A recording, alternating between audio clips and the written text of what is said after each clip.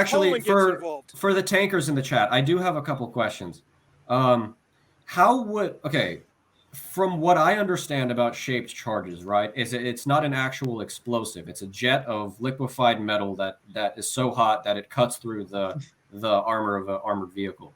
So why is the Abrams Well, you're talking about a high explosive anti-tank. Yes. Not a Sabo. So, not a Sabo. No. Sabo is depleted. Sabo is either depleted uranium Sabo or is that dart-looking thing. A Sabo is like a dart where the sides fall off and it flies off at very high velocity. I'm talking specifically about heat rounds, right? High explosive anti-tank. Yes. That's not the round. That's not the best round to kill a tank. But go ahead. Okay. Well, then why is it not? That's why I'm asking. I'm curious. Why is it not? Vaughn, you're muted. Vaughn, you're muted.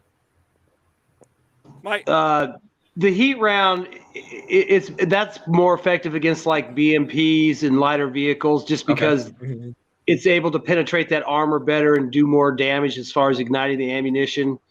You can get a kill on a tank from a side shot. The reactive armor would help defeat the heat round, but generally an M1 is going to go Sabo on a main battle tank because that's a guaranteed kill pretty much. Well, no, this is what I'm talking about. What makes the Abrams so many times more advanced better is my question. Yeah. Is it immune to heat and Sabo? Well, we have heat Sabo. There's an impact round. There might, and I think there's another round now. There's a new multi-purpose round. But like generally, like in a tank warfare, you would load up with heat and Sabo. Maybe some impact rounds to shoot down a hind, but generally you're going to go heat rounds and Sabo. Okay, that's what the American armament would be. But how is it that the Russians have no counter to the Abrams? Do they not have anti-tank, man-portable weapons? Yeah, they have. Their weapons systems would work against the Abrams depending on, the shots they're getting on the Abrams. Because a lot of the armor on the Abrams is designed to defeat heat rounds, which most of your ATGM, which is your anti-tank guided missiles, are heat rounds. Now, top attack rounds, the M1's not going to be as well protected as, say, maybe some of the Russian tanks that have the reactive armor on top. But, you look at the Javelin, the TOW-2 is a top attack. It's just I think one of the other advantages of the M1 is the way we operate. When the United States Army operates the M1 tank, I'm going to push my radio and I'm going to call in MRLSs. I'm going to call in A-10s. I'm going to call in whatever the fuck I need to call in to clear the path in front of me. And I'm also going to kill every fucking thing I can in front of me. But it's a combined arms thing. And I think that's one problem.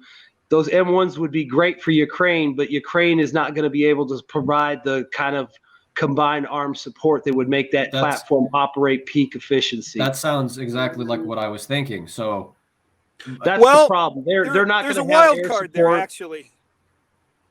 The thing is where in Ukraine are you going to get M1s and T90s matching off at 2 to 3 kilometers? That doesn't. There might be an exception to the rule here that might prove the rule indeed, and that might be in the Kharkiv region, because as far as I got it there actually did have some pretty good organizational moves that were very akin to NATO doctrine, and they seem to have like a combined arms effect and sufficient number. They seem to have that one like onto a T. Right, they seem to do that like whenever they broke through, they took advantage of momentum, and then if they saw new momentum, they could still they stretched their logistics far away. But they used they were in an overwhelming position. That's true, but they seem to be able to do that quite well. But maybe that army may not exist anymore. I'm not sure how you guys would assess that part. But as far as I can see, it seems to be because if you also think about the Russian lines, right? In the Russian lines, you have the I think it is the LPR at the north and the DPR at the south, and then in the center you have Wagner around the Bakhmut area, right? These are not the same kind of fighting forces, and then you have the Russian regulars are also I guess dispersed, right? And so mostly in the Kherson region, perhaps, if anything, right? Well, the reason I bring this up is kind of back to what William was talking about earlier. William, you were saying that the M1, at least on paper, would fundamentally destroy from what I understand, at least how you're saying, it would fundamentally destroy any resistance the Russians could put up against it if tank on tank, it should dominate. Right, but that was what I was trying to get at. Tank on tank is rare, though. Yeah, you're never going to see tank on tank. You're going to see tank on 1,000 artillery rounds. Very rare. Yeah, it's not going to be like Desert Storm where you're going to have M1 facing off at 3,000 meters. And it has to do with non-exportable technology. Yeah. The non-exportable technology is a satellite uplink. That satellite uplink can be attached to any type of equipment, including anti-artillery radar.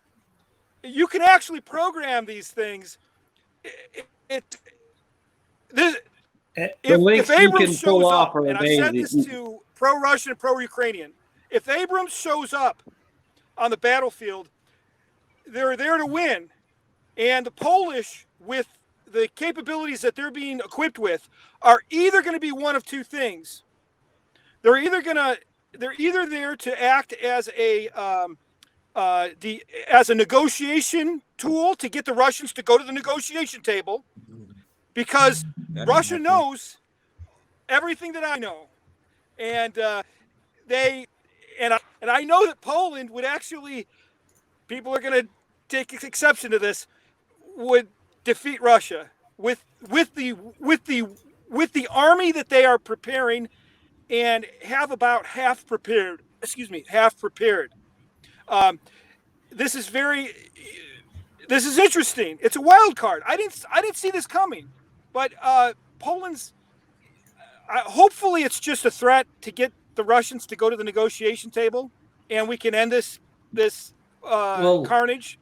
Again, but before I forget, I'd like to answer what I know about Leo's question.